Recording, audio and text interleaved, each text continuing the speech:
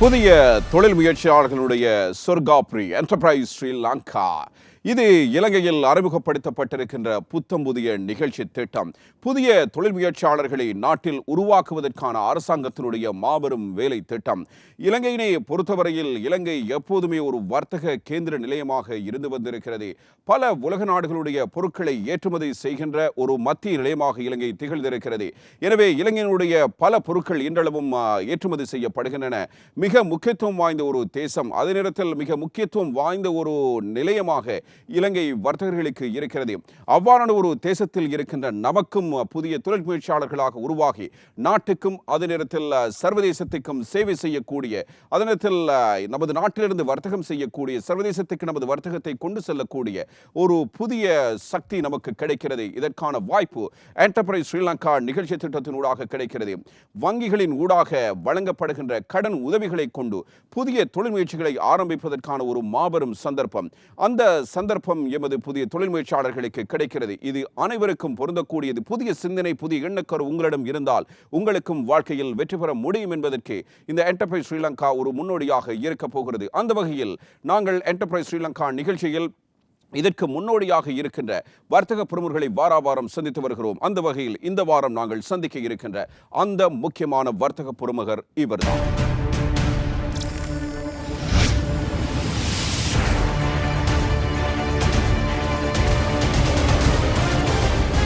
வணக்கம். என்டர்பிரைஸ் ஸ்ரீலங்கா நிகழ்ச்சியோடு நாங்கள் இணைந்திருக்கிறோம். தொழில் முயற்சியாளர்களுடைய சொர்க்காபுரியாக இலங்கை தேசம் இருக்கிறது. புதிய தொழில் முயற்சியாளர்களை உருவாக்கும் நோக்கோடு அரசாங்கம் ஒரு புதிய திட்டத்தினை அறிமுகப்படுத்தி இருக்கிறது. அதுதான் என்டர்பிரைஸ் ஸ்ரீலங்கா. இந்த திட்டத்தின் ஊடாக 16 வகையான கடன் திட்டங்கள் அறிமுகப்படுத்தப்பட்டிருக்கின்றன. இவற்றின் ஊடாக புதிய தொழில் முயற்சிகளை தொடங்குபவர்களுக்கு சிறந்ததொரு எதிர்காலத்தை ஏற்படுத்திக் கொடுப்பது அரசாங்கத்தினுடைய நோக்கம். இந்த திட்டம் புதிதாக ஆரம்பிக்கப்பட்டாலும் கூட இதற்கு முன்பு இவ்வாறான திட்டங்கள் இல்லாத காலப்பகுதியில் தங்களது சொந்த முயற்சியால் தொழில் முயற்சியாளர்களாக வந்து இன்று மிக பெரும் வர்த்தகர்களாக மாறியிருப்பவர்களை நாங்கள் ஒவ்வொரு வாரமும் சந்தித்து வருகிறோம். அந்த வகையில் என்டர்பிரைஸ் ஸ்ரீலங்கா நிகழ்ச்சியில் இன்றைய தினம் நாங்கள் சந்திக்க இருப்பவர் தலைநகரில் மிகவும் பிரபலமான ஒரு வர்த்தக பிரமுகர். இவர் ஒரு சிற்றுண்டி சேவை தான் ஆரம்பத்தில் செய்து வந்தார். இப்போது இவருடைய பெயரில் ஒரு ஹோட்டல் இருக்கிறது. ஒரு ஹோட்டலினுடைய உரிமையாளர், அது வெள்ளவத்தை பகுதியில் இருக்கிறது. அது தவிர இன்னும் பல செயற்திட்டங்களை முன்னெடுக்கின்ற அளவுக்கு அவர் பெரும் வெற்றி கண்ட ஒரு வர்த்தகராக இருக்கிறார். இவருடைய ஆரம்ப காலம் எப்படி இருந்தது, அவருடைய வாழ்க்கை பயணம் எப்படி வந்தது, இவர் எப்படி இன்று ஒரு பிரபலமான வர்த்தகராக மாறியிருக்கிறார் என்பது பற்றி தான் என்டர்பிரைஸ் ஸ்ரீலங்கா நிகழ்ச்சியில் இன்றைய தினம் நாங்கள் பார்க்க இருக்கிறோம். நாங்கள் சந்திக்க இருக்கிற அந்த வர்த்தக பிரமுகர் வேறு யாரும் அல்ல, சப்ரி ஹாஜியார். கால் கேட்டரிங் சர்வீஸ் என்று சொன்னால் மெரின் கிராண்ட் உரிமையாளர் யார் என்று கேட்டால் எல்லோரும் சொல்வார்கள். வணக்கம், அஸ்ஸலாமு அலைக்கும். வணக்கம்.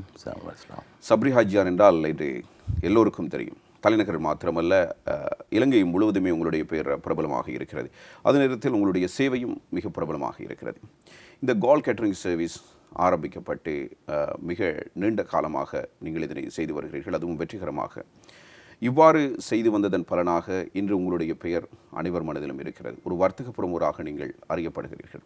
இதற்கு முன்பு நீங்கள் எப்படி இருந்தீர்கள் என்று பலருக்கும் தெரியாது.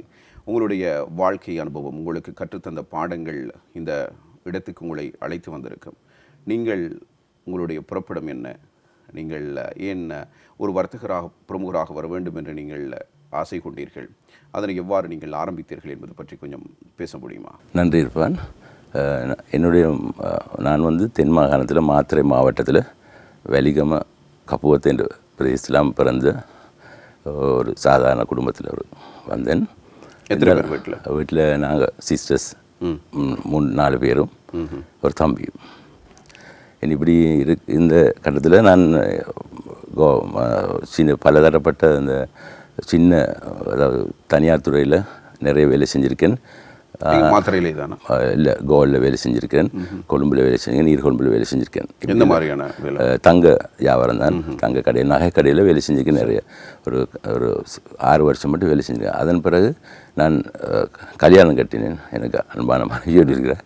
அவரோட கல்யாணம் கட்டி இப்போ காலியில் திரும்ப எனக்கு ஒரு மகன் இருக்கார். அவர் இப்போ என்னோட தான் இருக்கார். மகள் இருக்கார் யூகேயில். இப்போ இவங்களோட திரும்ப பிள்ளைகளையும் கூட்டிக் கொண்டே கொழும்புக்கு வந்தேன். ஒரு இதை தனியார் துறை இந்த காலம் போதும், இப்போ பிள்ளைகளும் இருக்குத்தானே, இப்போ தொழில் ஒன்று செய்யணும்னு சொந்தமாக ஒரு தொழில் செய்யணும் வேண்டும் ஆர்வத்தில் வந்து கொழும்புல வந்து. எதுவரை படித்தீர்கள்? நான் NCG 9 கிரேட் 9 முந்து நான் படிக்கிற அதில் அப்படி தான் 9வது தரம் NCG எக்ஸாம் அதுதான் படிச்சிருக்கேன். சரி. அதன் பிறகு பண வசதியில் நீதித்துறையில் கொஞ்சம் கஷ்டனால இருந்தது. நான் வந்து பிஸ்னஸ் செய்யணும் ஐடியா ஒன்று எடுத்து பிஸ்னஸ் துறைக்கு வந்து. என்ன நம்பிக்கையில் வாரீங்க நீங்கள் கொழும்புக்கு? உண்மையிலே எனக்கு நம்பிக்கை இருந்து இந்த சாப்பாடுன்றது ஒரு நல்ல ஒரு எல்லாருக்கும் தேவையான ஒரு உணவு கொடுக்கலாம். இனி நான் வந்து ஒரு வேறு மற்ற துறையில் ஈடுபட்டுண்டாக பண நிதி தேவைப்படும், அப்படியான கேபிட்டல் ஒன்று இல்லை. அதனால் இந்த துறையை நாங்கள் செய்வோம். நாங்கள் செஞ்சு தான் ஒரு நாளைக்கு ஒரு 50 பார்சல் 100 பார்சல் அப்படி செஞ்சு நாங்கள் கொடுத்து வந்தோம். அதன் பிறகு நாங்கள் ஒரு வேலைக்கு ஒரு ஆள், நானும் முதல்ல ஆரம்பத்தில் நானும் இதை ஒய்ஃப் தான் செஞ்சோம். திரும்ப ஒரு வேலைக்கு ஒரு ஆள் எடுத்து அவரோட ஒத்துழைச்சு நாங்கள் அதையும் செஞ்சு வந்து அதன் பிறகு ஒரு சண்டேக்கு, அதாவது சண்டே ஸ்பெஷல் கிடுவன்னு சொல்லி ஒரு கொழும்புல இன்ட்ரடியூஸ் பண்ணோம். அது அதாவது அந்த தென்னம் போட்டு சொன்னால் அது உண்மையிலே கொழும்புல சரியான ஃபேமஸ் ஆகிட்டு எல்லாரும் வர தொடங்கிட்டாங்க. அது அந்த டைமில் நான் நினைக்கிறேன் 275 கொடுத்தேன்னு ஒரு 6 பேர் 7 பேர் சாப்பாடு தின்றக்கூடியது.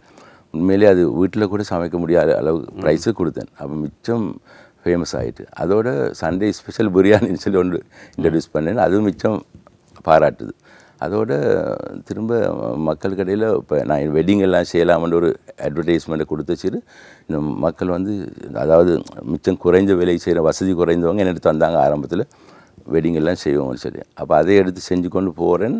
அதன் பிறகு தான் ஒரு மக்கள் கடையில் ஒரு இன்னும் கொஞ்சம் ஃபேமஸ் ஆகி இவங்கெல்லாம் மற்ற வெட்டிங்ஸ் எல்லாம் மற்ற ரிசப்ஷன் ஹாலில் செய்ய எனக்கு வாய்ப்பு கிடைச்சிது. ஆரம்பத்தில் நீங்கள் உணவு பார்சல் பொது செய்தி கொடுப்பதாக முடிவு செய்கிறீர்கள்.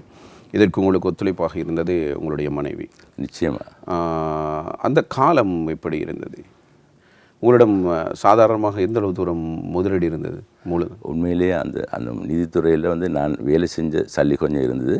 அதோட மற்ற என் ஒய்ஃப் தான் எனக்கு தந்து அதிகமாக அவன் சேர்த்து வச்சுருந்தா. அது சேர்ந்து சின்ன ஒரு கேபிட்டலில் தான் நாங்கள் ஆரம்பித்தோம். சின்னதாக இப்போ நினச்சும் பார்க்கலாது சின்ன அமௌண்ட். உங்களுக்கு ஏன் ஒரு உணவு பொது செய்து விற்கலாம் என்கிற ஒரு யோசனை வருகிறது? எத்தனையோ ஹோட்டல்கள் கொழும்பில் நிரம்ப இருக்கின்றன. அனைவரும் ஒவ்வொரு விதவிதமான ஹோட்டல்களுக்கு சென்று உணவுகளை பெற்றுக்கொள்ளக்கூடிய வசதி வாய்ப்பு இருக்கிறது. அப்படி இருக்கையில் இங்கே உணவு பார்சல் பொது செய்து கொடுத்தால் மக்கள் வாங்குவார்கள், நுகர்வோர் பெறுவார்கள் என்ற நம்பிக்கை உங்களுக்கு எப்படி வந்தது?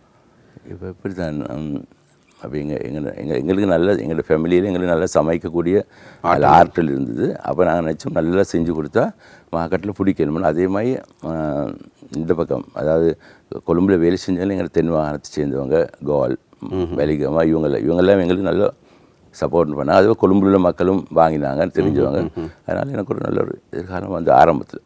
அதாவது உங்களுடைய ஆரம்பத்தில் சிலர் இருக்கிறார்கள், ஒவ்வொரு பிரதேசத்தைச் சேர்ந்தவர்கள். சாதாரணமாக இப்பொழுது தென் மாகாணத்தைச் சேர்ந்தவர்கள் என்றால் அவர்களுடைய பிராந்தியத்தில் இருக்கின்றவர்கள் சமைக்கின்ற உணவுகள் தான் அவர்களுக்கு பிடிக்கும். வேறு ஊர்களுக்கு சென்று அவர்களால் அந்த சாப்பாட்டை சாப்பிட முடியாது. அதே போன்று கிழக்கு மாகாணம் என்றால் அவர்கள் கொழும்புக்கு வந்தாலும் தலைநகரிலே சமைக்கின்ற சாப்பாடில் அவர்களுக்கு பிடிக்காது. அவர்களுக்கு அந்த ஊரை சேர்ந்த கடைகள் அல்லது இவ்வாறான பார்சல் பொது செய்து கொண்டிருக்கின்ற இடங்கள் இருந்தால்தான் அவர்கள் அதனை சாப்பிடுவார்கள். அந்த வகையில் உங்களுக்கு உங்களுடைய பிரதேச மக்களுடைய ஒத்துழைப்பு கிடைக்கிறது. அது நிச்சயமாக ஆரம்பத்தில் கிடைச்சது. இப்போ அப்படி இல்லை. நீங்கள் கிழக்கு மாகாணத்தில் இருக்கக்கூட இப்போ இந்த நிலைமையில் நான் இப்போ பேசினா கிழக்கு மாகாணம், மேல் மாகாணம், வட மாகாணம் எல்லாரும் வந்து உங்களுக்கு என்னைக்கு சண்டேஸு என்னை வந்தால் பார்க்கலும். அதே போல் சகோதர இனத்தவர்கள் அவர்கள் கூட வந்து என்னோடய சாப்பாடு எடுத்து ருசிக்கூடியமாக ஒரே ருசிக்கு தான் நான் போய் கொண்டிருக்கிறோம். நீங்கள் உங்களுடைய இந்த வியாபாரத்தை ஆரம்பித்த சந்தர்ப்பத்தில் நீங்கள் எப்போதாவது மனமுடைந்து போயிருந்திருக்கிறீர்களா? அப்படின்னு சொன்னால் மனம் முடிஞ்சு போன அப்படி ஒரு கட்டம் நினைக்க வரையில்லைன்னு நினைக்கிறேன். சந்தோஷமாக தான் எது செஞ்சாலும் சக்ஸஸ் தான் வந்துச்சு அந்த செய்த அளவுக்கு நான் நினைக்கிறேன். அதாவது திட்டமிட்டு தான் நீங்கள் உங்களுடைய வர்த்தகத்தை நீங்கள் செய்திருக்கிறீர்கள். அதாவது உங்களுக்கு சில வேளைகளில் இப்பொழுது ஆர்டர் செய்துவிட்டு அதனை பெற்றுக்கொள்ளாமல் இருந்திருப்பார்கள், அல்லது சில வேளைகளில் உணவுப் பொதிகளை அதிகளவில் நீங்கள் பார் செய்ததற்கு பிறகு அதனை வழங்க முடியாத ஒரு சூழ்நிலைகள் உங்களுக்கு ஏற்பட்டிருக்கிறது. நான் பெரும்பாலும் அப்படி நிச்சயமாக அடிக்கடி அந்த மாதிரி கட்டங்கள் ஏற்படும். இருந்தாலும் நான் கால் பண்ணி கேட்டு கன்ஃபார்ம் பண்ணி தான் அவங்களோட அந்த ஆர்டர் செகண்ட் செய்வேன். ஆனால் அப்படி ஒரு முறை வந்திருக்கு, இந்த நிறைய சாப்பாடெலாம் செஞ்சு அந்த ஆரம்ப டைமில், இப்போ எனக்கு மறந்து போயிடுச்சு 2ஆம் முறை சொல்கிறது.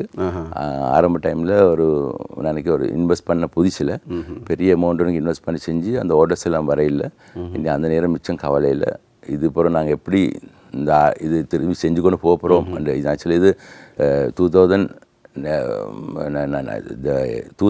மாதிரி இருக்கும், ஆரம்பித்து 2 வருஷத்துல மாதிரி. 98 இல்லை 98 ஸ்டார்ட் பண்ணினேன். 2000 மாதிரி ஒரு லிமிட்டு வார நேரம் பெரிய அமௌண்ட் வந்து, அதாவது நான் பெருநாள் ஆர்டர்ஸ் எடுக்கும்போது இந்த கன்ஃபார்ம் பண்ணி அட்வான்ஸ் எடுத்து தான் எடுப்பேன். இப்போ முதல்ல அட்வான்ஸ் எடுக்கல, ஒவ்வொரு ஃபோன் எல்லாரும் எடுத்து அது மாதிரி நிறைய மிஞ்சி வாடிக்கையாளர் எடுக்க இல்லை வர இல்லை. அதனால் எனக்கு பெரிய லட்சக்கணக்கில் லொஸ்ட் ஆகி அப்போ நான் திரும்ப இந்த வியாபாரத்தை எப்படி செய்கிறேன்னு கூட யோசிச்சேன். ஆனால் உண்மையில் நீங்கள் சொன்ன மாதிரி மனம் நொந்து போயிட்டு திரும்பவும் அதை விடாமுயற்சியோடு செஞ்சு இப்போ நான் திரும்ப இப்போ ஆர்டர்ஸ்ன்னு வரேன்டா திரும்ப கன்ஃபார்ம் பண்ணி தான் எடுக்கிறது. கால் பண்ணினா கன்ஃபார்ம் பண்ணி தான் எடுக்கிறது. அதாவது உங்களுடைய திட்டமிடலுடன் கூடிய அதே நேரத்தில் அனுபவத்துடன் கூடிய ஒரு செயற்பாட்டினை நீங்கள் உங்களுடைய வர்த்தகத்தில் நீங்கள் முன்னெடுக்கிறீர்கள். உங்களுக்கு அனுபவம் நிறைய கை கொடுத்திருக்கிறது. அனுபவம் நிறைய கை கொடுத்து. உங்களுடைய இந்த உணவு பொதிகளை நீங்கள் தயார் செய்கிற பொழுது உங்களுக்கு வேறு வர்த்தக நிறுவனங்கள் அல்லது இவ்வாறு உணவு பொதிகளை செய்து விற்கின்ற சில வீடுகளில் விற்பனை செய்வார்கள். சிலர் இவ்வாறான பொறுப்புகளை ஏற்று வெளி வாரியாக இவ்வாறு விற்பனை செய்வதற்கான வாய்ப்புகள் இருக்கின்றன. இவர்கள் மூலமாக சவால்கள் ஏதேனும் இருந்ததா? இப்போ நான் கொழும்புக்கு வரும்போது என்னை போல் நிறைய பேர் இந்த வியாபாரத்தில் ஈடுபட்டு இருந்தாங்க, இந்த மாதிரி எங்களை போல. ஆனால் அவங்கெல்லாம் நான் நினைக்கிற வாக்கு நான் இது சொல்லுறதுக்கு வைக்கப்படல. ஒரு உதாரணமாக பெருநாளுக்கு செஞ்சுட்டாக்க அவங்க 200 செவன்ஸுன்னுவாங்க, அது மாதிரி தான் செஞ்சு கொண்டிருந்தாங்க. இப்போ நான் வந்த அப்புறம் பெரிய ஆயிரக்கணக்கு செய்ய தொடங்கினா அது என்னென்னா சாப்பாடு எடுக்கும் போது அவங்க எல்லாரும் போய் பெருநாளே காலையில் போலின்னு இருந்தால் 12 மணியானு போலின்னு இருக்கும். நான் அந்த அமைப்பை மாற்றி மக்களுக்கு தேவையான மாதிரி 9 மணி ஆச்சுலுமே எங்கட இதிலே பேக் பண்ணி அவங்களே ஒரு கியூ இல்லாமல் அப்படி கொடுத்து வந்து அவங்க இன்றைக்கி அந்த அளவு கொழும்புல நல்லா பழகி வேறு ஆயிரக்கணக்கு, அது எத்தனை அமௌண்ட்டுன்னு சொல்ல ஆயிரக்கணக்கு மேலே மனுஷர் வந்து என்னோட அது வந்தால் எடுத்துக்கொண்டு போகக்கூடிய அமைப்பு இருக்கிறதே அவங்க கொண்டு வந்துக்கொண்டாங்க. இந்த சுவை உங்களுடைய உணவில் இருப்பது ஒரு சிறந்த சுவை இருக்கிறது காரணமாகத்தான் உங்களை நாடி வருகிறார்கள். இதனை எப்படி கண்டது? இது உங்களுடைய ஊர் முறைப்படியான சமையல் மாத்திரம்தானா, இல்லையெனில் நீங்கள் விசேடமாக இந்த சமையல் கலையினை கற்று இவ்வாறான கலவைகளை சேர்த்தால் இந்த சமையல் ருசியாக இருக்கும், மக்களுக்கு வழங்கிவிடலாம் என்ற முடிவுக்கு வருகிறீர்கள்? எப்படி அந்த சுவையை நீங்கள் கொண்டு வர? ஆரம்பத்திலே எங்களோட ஊர் சுவையை தான் நாங்கள் ஆரம்பித்தோம். அதோடு சேர்த்து எங்களோட ஊர் சுவையும் சேர்த்து மற்ற மக்களுக்கும் எப்படி தேவைப்படுறதை பார்த்து அதுக்குள்ள மாதிரி மிக்சரும் நான் சமைச்சு அந்த சில ஃபுட்டுக்கு சில மாதிரி மிக்சர் இருக்குது எங்கள்கிட்ட. அதை நாங்கள் புதுசாக தயாரித்து கூட நாங்கள் கால் கேட் ஸ்பெஷல்னு சொல்லி நான் செஞ்சுக்கிட்டு போகிறோம். கால் கேட்டரிங் சர்வீஸ். அதே நேரத்தில் ஒரு கட்டத்துக்கு நீங்கள் இவ்வாறு பார்சல் பொதி செய்து விற்பதிலிருந்து மாறி ஒரு ஹோட்டல் உங்களுடைய உரிமையாளராக மாறுகிறீர்கள். இந்த எண்ணம் ஏன் வந்தது? எப்படி நடந்தது? இது உண்மையிலே நாங்கள் ஆரம்பத்தில் சொன்ன மாதிரி இந்த பார்சல் செய்கிற காலத்தில் கல்யாணம் பண்ணி செய்கிறதுல ஒரு நல்ல உள்ளம் படைத்த ஒருத்தர் எனக்கு மீட் பண்ணார். அவர் டாட்டர்கிட்ட வெட்டிங்கை சேர்ச்சினார், நான் செஞ்சேன். உண்மையிலே அவங்க இந்த மனசார தொடர்ந்து நல்ல சந்தோஷம் அடைஞ்சாங்க. அதோட என்ன சொன்னாங்க, சப்டி நீங்கள் ஒரு இதுக்கு பிறகு பொறுக்கையில் நீங்கள் ஹோலோன்னு அடிக்கணும், உங்களோட சர்வீஸ் நல்லா இருக்குது அப்படின்னு சொல்லி அவரே என்னை இடத்த கூட்டியும் போய்து நாங்கள் இப்போ தற்போது இருக்கிற மெரின் கிராண்ட் இடத்த காட்டி இது உங்களுக்கு எடுக்கலும் நான் பேசி தரேன்னு சொல்லி எனக்கு அவர் பேசி தந்து அதோடு நான் என்னை இருக்கிற கையில் இருக்கிற அந்த நேரத்தை இந்த முதலெல்லாம் கொடுத்து எடுத்து கட்டி அது 2 இயர்ஸாக அதை கட்ட தொடங்க. ஆரம்பத்தில் 2 வருஷமாக கட்டி அது கட்டும்போது மிச்சம் சிரமப்பட்டேன். அதில் மிச்சம் தூரம் எப்படியோ தொடர்ந்து இப்போ எல்லாம் கடவுள் ஆண்டவனே இருக்கிறேன். ஒரு எத்தனை ஆண்டுகள் எடுத்தது ஒரு ஹோட்டல் உரிமையாளர் ஆவதற்கும்? இப்போ நான் சொல்லி 8 இயர்ஸ் 10 இயர்ஸ் ஆகிட்டு இப்போ நாங்கள் 8 இயர்ஸ் என்ற கேட்ரிங் சர்வீஸ். அதோட ஹோட்டல் ஆரம்பித்து 1998 2006 அவ்வளோ 8 இயர்ஸ் ஆகிட்டு ஹோட்டல் திறந்துக்கிறது. அதனுடைய வர்த்தக நடவடிக்கைகள் அதே பகுதியில் இப்பொழுது அது மெரின் டிரைவ் பகுதியில் அமைந்திருக்கிறது. எனவே இன்னும் பல ஹோட்டல்கள் இருக்கின்றன, திருமண மண்டபங்கள் இருக்கின்றன. இந்த பகுதியில் எப்படி உங்களுடைய சேவையை நீங்கள் முன்னெடுக்கிறீர்கள்? ஏனைய ஹோட்டல்களின் ஊடாக ஒரு போட்டித்தன்மை இருக்கும் அல்லவா? அப்படியானால் நீங்கள் அதனை எப்படி கையாளுகிறீர்கள்? உண்மையிலே ஒருவர் கல்யாணம் கல்யாணம் உண்டு என்னட்டு ஓடத்தர வந்தால் நான் நினைக்கிறேன் அவங்க வருஷக்கணக்காக கல்யாணம் பேசி இந்த இந்த இந்த வாரது எங்கள்கிட்ட 3 ஹவர் இருக்கத்தான் வருவாங்க, 3 இல்லை 4 ஹவர் இருக்குதான். அவங்களே எவ்வளோ சந்தோஷப்படுத்தணுமோ அவ்வளோ சந்தோஷப்படுத்தணும். ஏன்னா அவங்களுக்கு என்ன இப்போ நான் உதாரணமாக கலர் லைட் வேணுமா, என்னென்ன சாப்பாடில் என்னென்ன விதமாக வேணுமோ அவங்களுக்கு வேண்டிய மாதிரி பேசி என்னோட செய்யக்கூடிய மாதிரி அவங்களுக்கு உதவி பண்ணுவேன்.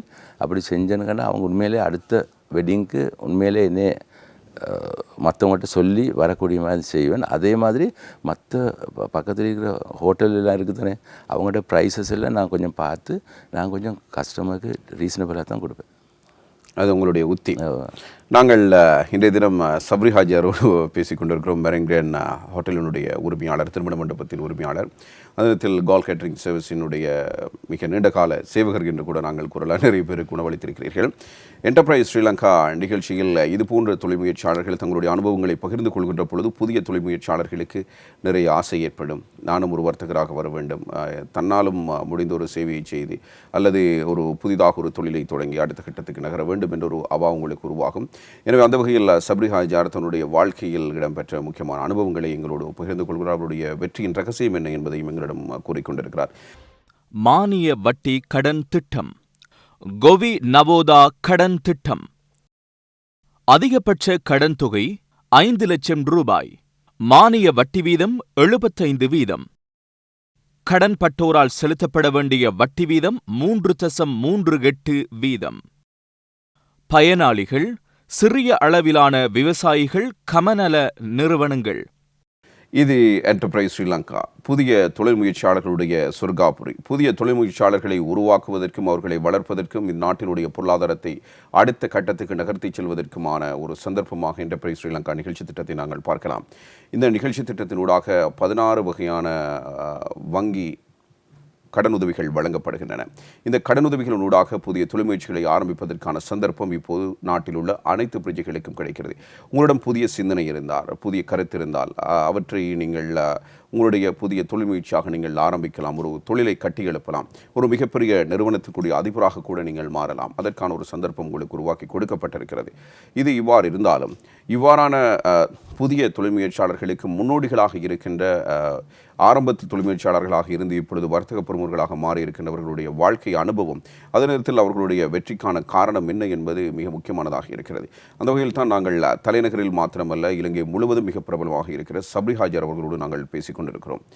சப்ரி ஹாஜியார், நீங்கள் குறிப்பிட்டிருந்தீர்கள் உங்களுடைய திருமண மண்டபத்திற்கான உத்திகள் எவ்வாறு கையாளப்படுகின்றன, அதாவது உங்களுடைய வாடிக்கையாளர்களை நீங்கள் எவ்வாறு கவர வேண்டும் என்பதற்காக.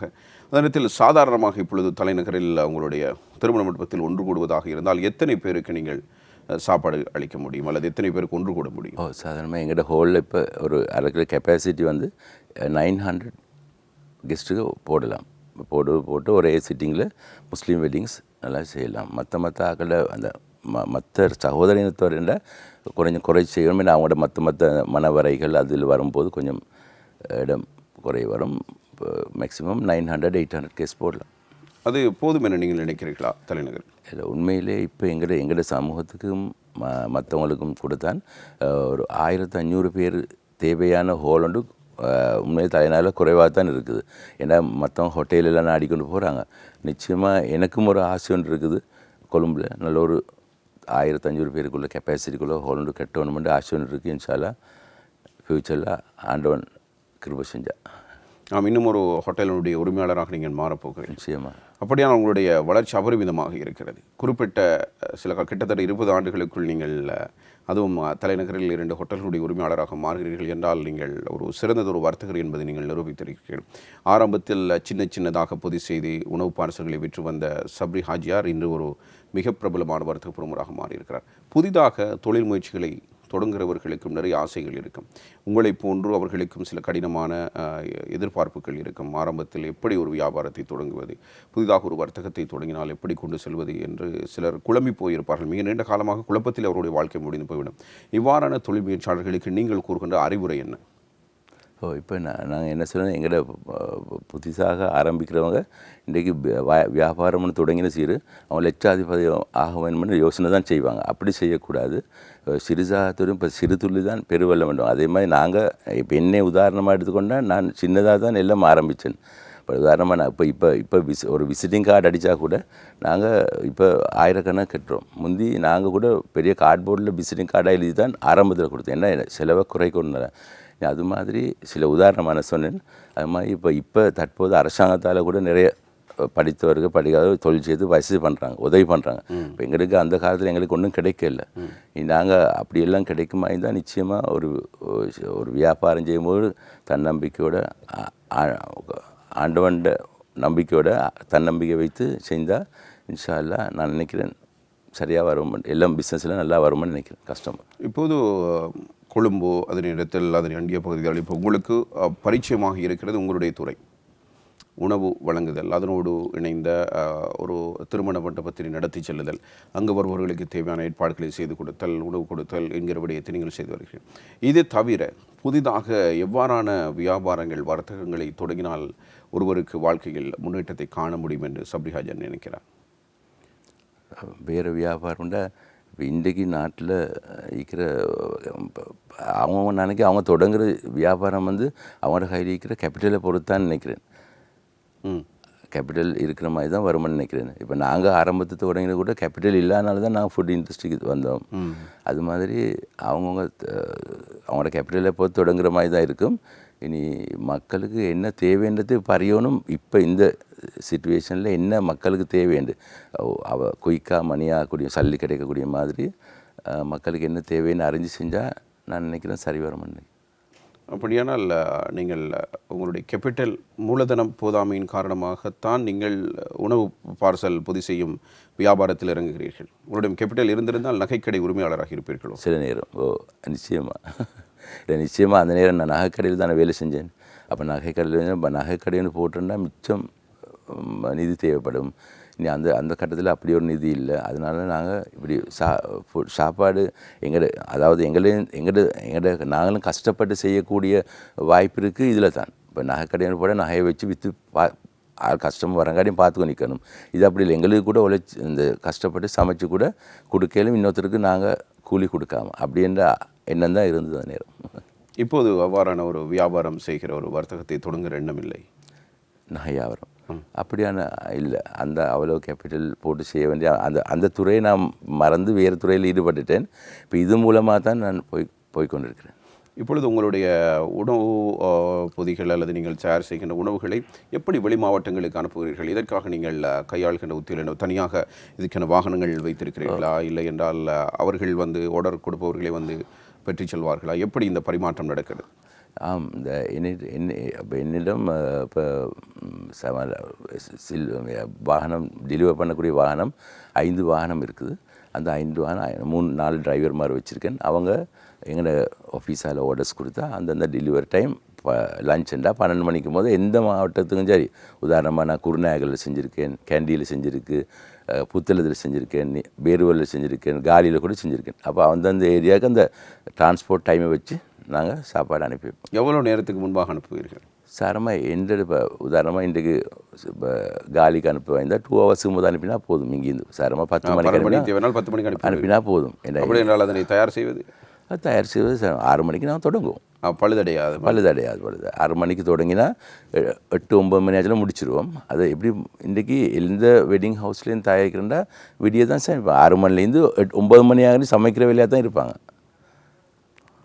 அதே நேரத்தில் இப்போது இவ்வாறான ஒரு வேகமான ஒரு முயற்சி எடுப்பதும் அதே நேரத்தில் நீங்கள் மிக தூர இடங்களுக்கு இதனை அனுப்புவதும் என்பது கொஞ்சம் ரிஸ்கான விஷயம் இல்லையா? அப்படியானால் நீங்கள் எத்தனை பேர் உங்களுடைய பணியாளர்கள் இருக்கிறார்கள் உங்களுக்கு? உதாரணமாக நான் கேண்டியை பொறுத்த வரைக்கும் வெட்டிங்ஸ் அனுப்புகிறேன். ஒரு வாகனத்தை அனுப்பி அதன் பின்னால் இன்னொரு வாகனம் அனுப்புவேன். அதுதான் என்னோட பாதுகாப்புகள் இல்லை. சில நேரம் அந்த வாகனம் பிரேக் டவுன் ஆகிட்டுண்டா திடீர்னு மற்ற வாகனம் போகணும். ஏன்னா அவங்க வெட்டிங்கு தூர இடங்களுக்கு அனுப்பும். கொழும்பில் அனுப்புகிறேன்டா ஒரு வாகனம் தான் போதும். கொழும்பு சார்ந்த மற்ற பிரதேசங்களுக்கு போனால் 2 வாகனம் பாவிப்பேன். ஏன்னா ஒரு வாகனம் முன்னால் போகும், மறு வாகனம் பின்னால் போகும். ஏன்னா என்ன சரி ஒரு பிரச்சனை ஆனால் இந்த வாகனம் அதை கொண்டு போய் ஷேக் பண்ணுவேன். நீங்கள் போய் சேர வேண்டிய நகரத்தில் போக்குவரத்து நெருக்கடி என்ன செய்வீர்கள்? இப்போ அதுக்குள்ள மாதிரி நாங்கள் டைம் வச்சு தான் போகிறோம். சாதம் உதாரணமாக எங்களுக்கு 12 மணிக்குள்ளே சாப்பாடு போனால் இன்றைக்கி ஃபங்க்ஷன் ஸ்டார்ட் பண்ணும்போது 1:30 தான் சாப்பிடு சார். அதுவும் 1.5 hours இருக்கிறனால எங்களுக்கு அந்த டைமை பிடிச்சிக்கொள்ள மாதிரி போவேன். நீங்கள் வெளி மாவட்டங்களுக்கு அனுப்புகின்ற பொழுது இவற்றினுடைய தரம் தொடர்பில் நீங்கள் கவனிக்கிறீர்கள் என்றால் உங்களுடைய வாடிக்கையாளர்கள் கேட்பார்கள் எங்களுக்கு இப்படி தான் அது இந்த உணவு வேண்டும் என்று கேட்பார்களா இல்லை என்றால் நீங்கள் எப்படி இதனை முடிவு செய்கிறீர்கள்? கண்டி என்றால் கண்டி மக்களுக்கு இது பிடிக்கும் அல்லது யாழ்ப்பாண மக்களுக்கு இது பிடிக்கும் என்ற தீர்மானத்தை நீங்கள் எப்படி வருகிறீர்கள்? இப்போ இப்படி சாதாரணமாக சாப்பாடு வந்து இப்போ நான் ஒரு எத்தனையோ மெனு இருக்குது. சரி, பிரியாணி என்றால் இன்றைக்கி எல்லாரும் ஸ்ரீலங்காலையும் பிடிக்கும். மற்ற மெனுவில் இருக்குது, அது ஒரு ஏரியாவுக்கு பிடிக்கிற மாதிரி.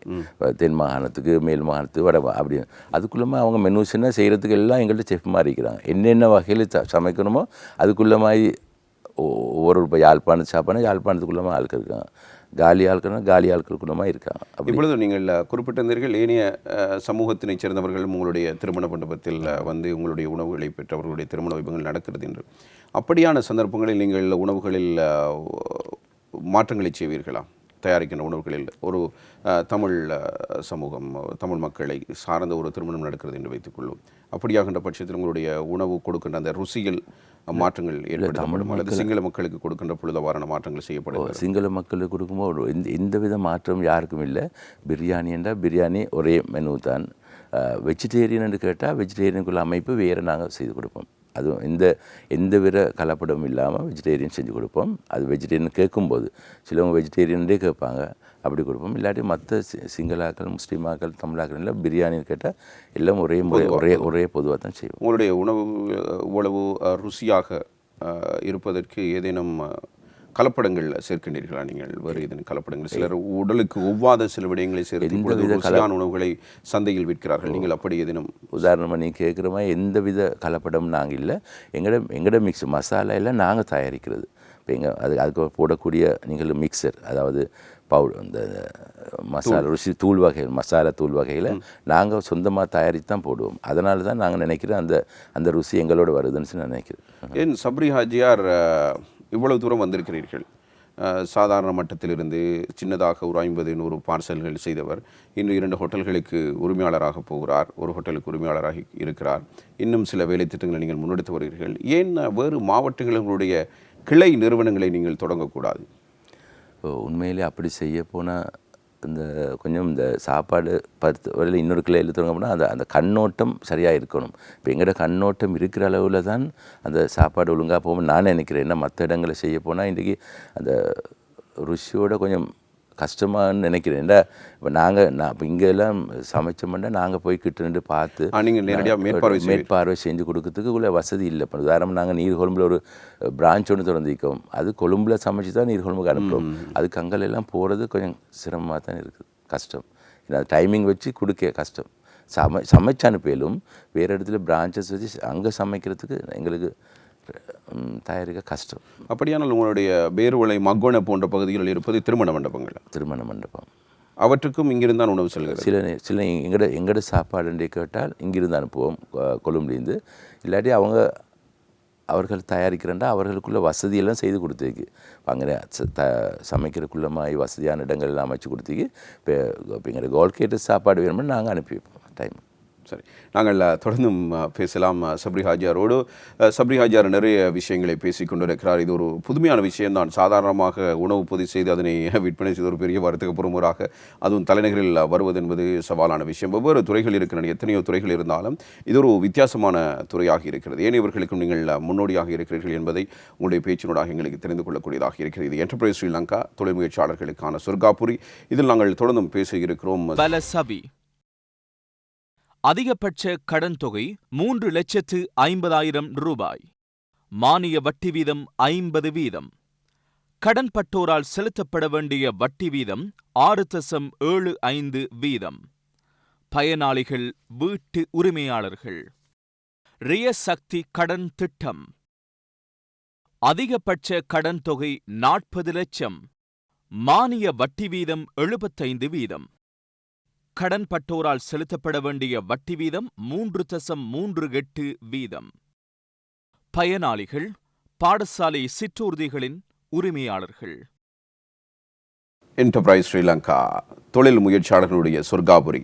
புதிய தொழில் முயற்சியாளர்களை உருவாக்குவதற்கு அரசாங்கம் கொண்டு வந்திருக்கிற ஒரு புதிய நிகழ்ச்சி திட்டம் தான் இது. வங்கியினூடாக நிதிகளினை பெற்று அதனூடாக புதிய தொழில் முயற்சிகளை ஆரம்பிப்பதற்கான சந்தர்ப்பம். ஒரு தொழில் முயற்சியாளராக நாம் வர வேண்டுமாக இருந்தால் எங்களுக்கு உதவி செய்வதற்கு யாரும் இல்லை என்கிற ஒரு நிலை இப்போது இருக்கிறது. சமூகத்தில் இருப்பவர்கள் அதனிடத்தில் மிக பெரும் செல்வந்தர்கள் இருந்தாலும் கூட ஒரு தொழில் முயற்சியாளரை நம்பி அவர்களுக்கு பணம் கொடுப்பதற்கு தயங்குகிற ஒரு சூழ்நிலையில் அரசாங்கமே இப்பொழுது தானாக முன் வந்து என்டர்பிரைஸ் ஸ்ரீலங்கா நிகழ்ச்சி திட்டத்தின் ஊடாக இவ்வாறான வங்கிகளின் ஊடாக கடனுதவிகளை வழங்கி வருகின்றது. இதனூடாக எங்களுக்கு புதிதாக ஒரு வியாபாரத்தை தொடங்குவதாக இருந்தாலும் அதனத்தில் ஒரு புதிய தொழில் முயற்சியை ஆரம்பிப்பதாக இருந்தாலும் எங்களுக்கு இது ஒரு பிரதான சந்தர்ப்பமாக இருக்கிறது. எனவே இவ்வாறான தொழில் முயற்சிகளை ஆரம்பிப்பதற்கு முன்பு நாங்கள் எவ்வாறான தொழில்களை தொடங்கலாம், அதனத்தில் எவ்வாறான தொழிலை தொடங்கினால் நாம் இருக்கின்ற சூழல் அதனிடத்தில் நமக்கு தெரிந்த விடயங்களை கொண்டு எவ்வாறு அந்த தொழிலை முன்னேற்றமடைய செய்யலாம் என்பது பற்றி அறிவு எங்களுக்கு இருக்க வேண்டும்.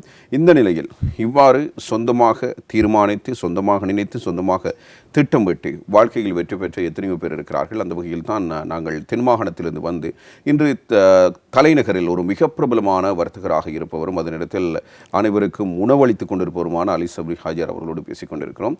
எனவே சப்ரி ஹாஜர் அவர்கள் அவருடைய வெற்றி அதனிடத்தில் அவருடைய இந்த வாழ்க்கை பயணம் என்பது மிக முக்கியமானது. அனைவரும் ஒவ்வொரு துறைகள் இருக்கின்றன. ஏற்றுமதி துறை இருக்கிறது, அதில் இறக்குமதி துறை இருக்கிறது, அதனிடத்தில் ஆடை தொழில்துறை இருக்கிறது, அதனிடத்தில் புதிதாக கம்பெனிகளை திறந்து அதனூடாக வெவ்வேறு வகையிலான தயாரிப்புகளை செய்து அவற்றை விற்பனை செய்யக்கூடிய துறைகள் இருக்கின்றன. ஆனாலும் இந்த சாதாரணமாக நமது ஊர்களில் உணவு பார்சல்களை பொதி செய்து விற்பனை செய்வோமே, ஒவ்வொரு இடங்களில் ஒவ்வொரு காரியாலயங்களுக்கு முன்பாக சிலர் ஓடர்களை எடுத்து அவ்வாறு செய்து கொடுப்பார்கள்.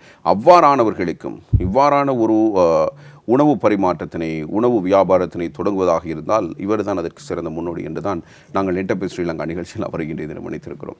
நீங்கள் உங்களுடைய வெற்றிக்கு உங்களுடைய முயற்சியோ உங்களுடைய அர்ப்பணிப்பு மாத்திரம் இருந்திருக்காது, உங்களை சுற்றி இருந்தவர்களும் உங்களுக்கு ஒத்துழைப்பு நல்கி இருக்க வேண்டும்.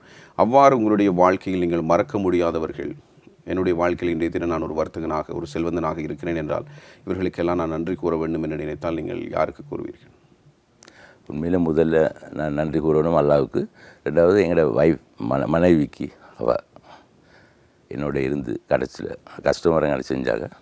அதுபோல் என் பிள்ளைகள், இப்போ என் மகள் இவங்கெல்லாம் எங்களோட கஷ்டத்தின் மத்தியில் என்னோட ஒன்றா இருந்து தான் வந்தாங்க. அதனால் அவங்க எனக்கு எந்த நேரம் பொறுமையை சொல்லி ஆறுதலை சொல்லி என்னை ஒரு அளவுக்கு வந்தேன்னா என்னை மனைவி தான் கூறணும். அதோட வெளியில் இருக்கிறாங்க, அவங்களோட பேரை குறிப்பிட இல்லாது நிறைய பேர் எனக்கு உதவி பண்ணிக்கான். அவங்க எல்லாருக்கும் நான் உண்மையிலே மறக்கையில் அவங்கள நன்றி சொல்லணும். ஆனால் அவங்கள தனிப்பட்ட முறையில் அம்புட்டா நான் அவங்களுக்கு நான் ஒரு விருப்பமான வேலை தான் என்னோட பழைய முதல் அதாவது ஆரம்பத்தை யார் சரி என்னோட கதைப்பாங்கன்னா சரியான விருப்பம். சிலவங்க அதை கதைக்கிறது பயப்படுவாங்க. நான் விருப்பம், நான் என்ன செஞ்சேன், இதுக்கு என்ன செஞ்சேன் அப்படி சொன்னால் நான் நல்ல விருப்பம்னா எனக்கு அது நல்ல என் வாழ்க்கையில் நல்ல விருப்பமான உண்டு. அப்படி பேசுவது யார் இருந்தால் இனி அப்படி சிலவங்க ஆரம்பிக்கலுமே நான் அவங்களோட சேர்ந்து நான் பழைய கதையை அவங்களோட சேர்ந்து கதைச்சி சந்தோஷமடையும். நான் அவங்களுக்கு தெரியும் அவங்க உதவி பண்ணிட்டு அவங்களுக்கு நான் நன்றி சொல்கிறேன்னு அவங்க வெளியும் கொள்வாங்க. அதாவது பழையதை மறக்காது இன்றும் அதனை நினைவு கூறிக்கொண்டு உங்களுடைய வாழ்க்கை பயணத்தில் நீங்கள் முன்னேறிக்கொண்டு இதுவும் ஒரு உங்களுடைய வெற்றிக்கு ஒரு பிரதான காரணம். நீங்கள் அறிந்திருந்தாலும் அறிந்திருக்காவிட்டாலும் உங்களுடைய வாழ்க்கையில் இந்த கசப்பான அனுபவங்கள் என்று ஏதேனும் ஏற்பட்டிருக்கிறதா? வாழ்க்கை வெறுத்து போய் உங்களுடைய அப்படி எனும் ஒரு சந்தர்ப்பம் இருந்திருக்கிறதா? உங்களுடைய வாழ்க்கை ජීවිතයේ අමාරුම කාලය හිටියට ඔබතුමාට දක්වන්න පුළුවන් යම් කිසි අදහසක් තිබෙනවා? ඒ කියන්නේ මම கொழும்புக்கு வந்தேன். கொழும்புக்கு வந்து இப்போ நான் பார்சல் செஞ்சு கொண்டிருக்கிற காலத்தில் கூட நான் சின்ன இதுக்கு முதல் இந்த நிகழ்ச்சி சென்று அவங்கள்ட்ட என்ன நான் ஒரு பெரிய ஓட்டர் செஞ்சு சல்லியெல்லாம் இன்வெஸ்ட் பண்ணி அப்போ அந்த சாப்பாடு கொஞ்சம் தான் போனது, மற்ற சாப்பாடுலாம் லட்சக்கணக்கான லாஸ்ட் ஆகிட்டு. அதோடு இது பிறகு நான் என்ன செய்ய போகிறேன்றது நாங்களும் வைஃபும் கவலையோடு பார்த்துட்டு இருந்தேன். என்ன செய்ய போகிறோம், இதுக்கு போகிறோம், யார்கிட்ட போகிறது, என்ன செய்கிற, கொழும்புக்கு வந்துட்டோம், என்ன செய்ய போகிறோம்னு. அதை உண்மையிலே அந்த நேரம் ஆண்டவன் கைவிடலை. ஏதோ ஒரு உதவியால் நான் அது உண்மையிலே மிச்சம் இப்போ கதை குடிச்சல கவலையாக தான் வருது.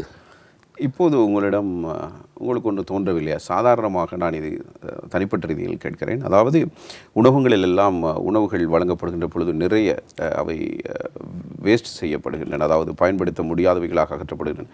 இவற்றை பார்க்கின்ற பொழுது ஒரு வர்த்தகராக அல்லது ஒரு சாதாரண ஒரு பொதுமகனாக உங்களுக்கு கவலை ஏற்படுவதில்லையா? திருமண விழாக்களில் இவ்வாறு உணவு விரயம் ஏற்படுகிறது. இல்லை, அது முக்கியமான கேள்வின்னு கேட்டீங்க. இது உண்மையிலே நான் எனக்கே மறந்து நீங்கள் கேட்டது நல்லம். ஆனால் இப்போ கிட்டது ஒரு 6 மாதம் காலமாக இந்த அதாவது ரிசப்ஷன் ஹாலில் இந்த மீற சாப்பாடு எல்லாம் சேர்த்தா கிட்டத்தட்ட ஒரு 200-300 பேர் சாப்பிடக்கூடிய சாப்பாடு பேலன்ஸ் ஆகும். இதுக்கு ஒரு தலைநகரில் ஒரு முஸ்லீம் வர்த்தகர்கள் 2 பேர் ரெடியாகி, அது நானும் இருக்கேன் அதில், அவங்க எல்லாம் வந்து அதை ஆரம்பத்தில் லஞ்ச் பேக்கெட்டாக பரிமாறி ராவு 11 மணிக்கு போதே கொழும்பில் கொடுத்துருவாங்க. இல்லை இந்த இப்போ நான் இன்றைக்கு சிலைவேலன்னு வரல, சிலைவேலில் ஒரு ஏஜென்ட் இருப்பார், அவர் வந்து பள்ளிக்கிட்ட ஆட்களை சேர்த்து வைப்பார், டக்குன்னு கொடுத்துருவார். அதே மாதிரி கொரோனாவை அது மாதிரி எல்லா இடங்களுக்கும் கொடுத்துக்கொண்டு கொடுத்தா. அதே போல் புதிதாக ஒரு நாங்கள் கண்டுபிடிச்சிருக்கோம். இங்கே இந்த யூஎன்ஓவில் இந்த ஓபன் சைடில் ஒரு யூனிட் ஒன்று இருக்குது. அவங்கள்ட்ட சாப்பாடை கொடுத்தோம்னா அவங்க ஃப்ரீசர் எல்லாம் வச்சுருக்கு, அந்த உடனே கொடுப்பாங்க. நைட்டில் கொடுத்தா அவங்க ஃப்ரீசர்லாம் வச்சு அடுத்த நாள் சூடாக்கி அதை பேக் பண்ணி அகதிகள் கொஞ்சம் பேர் இருக்கிறேன்னு சொல்லி அவங்களுக்கெல்லாம் கொடுப்பாங்க. நாங்கள் இப்போ நேற்று கூட அந்த அமைப்பில் கொடுத்து கொண்டு இருந்தோம். ஒரு 60-70 பேர் சாப்பாடு கொடுத்தோம். உண்மையில் அது நல்ல முக்கியமான கேள்வி. ஆனால் அது மற்ற ரிசப்ஷனை கேட்டுக்கொண்டு இந்த நிகழ்ச்சியை கேட்டுருந்தா கூட என்ன செல்லும், அதுக்குள்ளமாய் டெலிஃபோன் நம்பர்ஸ் இப்போ கைவசம் நான் கொண்டு வரல, அவங்களோட யூஎன்னோட டெலிஃபோன் நம்பர்ஸ், மற்ற இந்த கொழும்பில் அந்த சேகரித்து செய்யக்கூடியவங்களோட நம்பர்ஸ் எல்லாம் இருக்குது. என்னை கண்டெக்ட் பண்ணால் நான் நம்பரை கொடுப்பேன். அவங்களுக்கு கூட இந்த சாப்பாடில் அவங்களுக்கு கொடுக்க. நீங்கள் அகதிகள் எனக்கு கூறுவது இந்த வெளிநாடுகளில் நீங்கள் வந்தவங்க யூஎன்னோட இந்த இருக்கிறாங்க ஓபன் சைடில், அவங்களுக்கு நாங்கள் இப்போ ஒரு 6-7 மாதமாக கொடுத்துக்கிட்டு. இது இப்போ நேற்று கூட நான் கொடுத்தேன். இப்போ எங்கள்கிட்ட உண்மையிலே மீற சாப்பாடு நாங்கள் அங்கே தான் பெரும்பாலும் கொடுக்குறது, அவங்க அதை ரெடி பண்ணி கொடுப்பாங்க. அதே நேரத்தில் உங்களுடைய இந்த வாழ்க்கை பயணத்தோடு இணைந்ததாக இந்த வர்த்தக நடவடிக்கைகளை நீங்கள் செய்து கொண்டிருக்கின்ற பொழுது புதிதாக உங்களுக்கு வியாபார நடவடிக்கைகளை தொடங்குமாறு யாரேனும் ஆலோசனை வழங்கியிருப்பார்களே?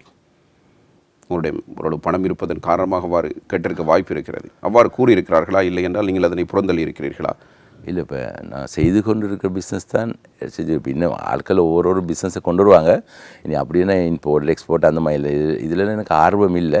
நான் செஞ்சு கொண்டு போகிற பிஸ்னஸில் தான் நான் ஆர்வமாக செஞ்சு கொண்டு இருக்கிறேன்.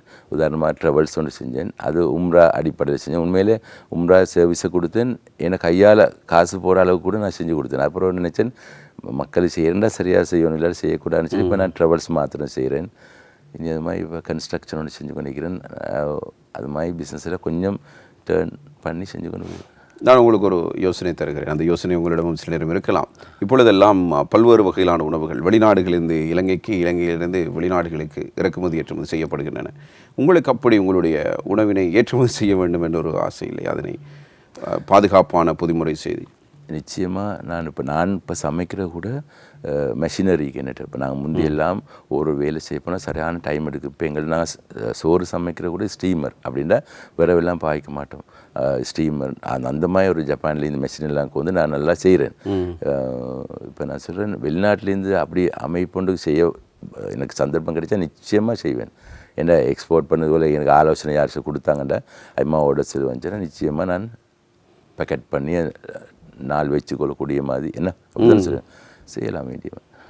அவ்வாறான யோசனை இருக்கிறதா உங்களுக்கு? அப்படி ஃப்யூச்சரில் அப்படி ஒரு ஐடியா எடுக்கலாம் சார், யோசனை பண்ணி பார்க்கணும். இப்போது தான் சூப்பர் மார்க்கெட்டுகளில் அதிகளவான பொருட்கள் பொதி செய்யப்படுகின்றன. எங்களோட டாக்டர் இருக்கிற யூகேல அவள் சொல்லுவான்னு இந்த நேரம் இந்த சூப்பர் மார்க்கெட்டில் எல்லாம் பேக்கெட் ஃபுட் இருக்குது, நீங்கள் ரெடி பண்ணுங்கள், நான் ஹெல்ப் பண்ணுறோம். நீ அப்படி இன்னும் நீ சொன்ன மாதிரி ஆலோசனை வந்து தான் இருக்குது, யோசனை பண்ணி பார்க்கணும். அடுத்த கட்டமாக உங்களுடைய வாழ்க்கையினுடைய லட்சியம் என்று நீங்கள் எதனை வைத்திருக்கிறீர்கள்? இதற்கு மேல் செய்ய வேண்டும் என்றால் என்ன செய்ய வேண்டும்? சமூக சேவைகள் செய்கிற ஆர்வம் இருக்கிறதா? நோக்கம் நிச்சயமாக நான் இப்போ சமூக சேவை பல இதில் ஈடுபட்டு கொண்டு தான் நிற்கிறேன். இனி இப்போ எனக்கு ஐடியா இது அதாவது சமூக சேவை அடிப்படையில் நிறைய செய்யணும்னு ஆசையாக இருக்குது. இனி என்னால் ஏண்டது நான் இப்போ ஆரம்பித்து கொண்டு இருக்கிறேன். இன்னும் ஃப்யூச்சரில் நிறைய செய்யறதுக்கு மனம் வச்சு கொண்டு தான் இருக்கிறேன். ஆனால் இப்போவும் செஞ்சு கொண்டு தான் நிற்கிறேன். அது சொல்ல அளவில் செல்லாமல் நான் நிறைய செஞ்சு கொண்டு நிற்கிறேன். இனி செய்ய ஆர்வமாக தான் நிற்கிறேன். அதாவது உதாரணமாக இப்போ நாங்கள் கஷ்டப்பட்டதை இப்போ நாங்கள் ஓரளவு படித்தா இதை விட படிக்கக்கூடிய வசதியானவங்க படிக்கணும் அப்படின்ற ஆர்வத்தில் நான் நினைக்கிறேன். யாரும் நீங்கள் உங்களுடைய ஆரம்பம், உங்களுடைய மனைவியாருடைய உங்களுடைய ஒத்துழைப்பு, உங்களுடைய திருமண வாழ்க்கை எல்லாமே கொஞ்சம் கஷ்டமான காலப்பகுதியில் தான் நடந்திருக்கும். உங்களுக்கு ஒரு ஆசை இல்லையா, இலவசமாக இல்லாதவர்களுக்கு ஒரு திருமணம் செய்து கொடுக்க வேண்டும் என்று? அதாவது வருடத்துக்கு ஒரு திருமணமாவது அல்லது 2 திருமணமாவது அவ்வாறானவர்களை தெரிவு செய்து ஒரு சிறிய முதலீட்டில் நான் ஒரு தம்பதியினை இணைத்து வைத்த பெருமை அல்லது அந்த சந்தோஷம் உங்களுக்கு இருக்க வேண்டும் என்ற எத்தனையோ பேர் உங்களுடைய வர்த்தக இடத்துக்கு வருகிறார்கள், எத்தனையோ திருமணங்கள் நடக்கிறது, எவ்வளோ மகிழ்ச்சிகள் கிடைக்கிறது.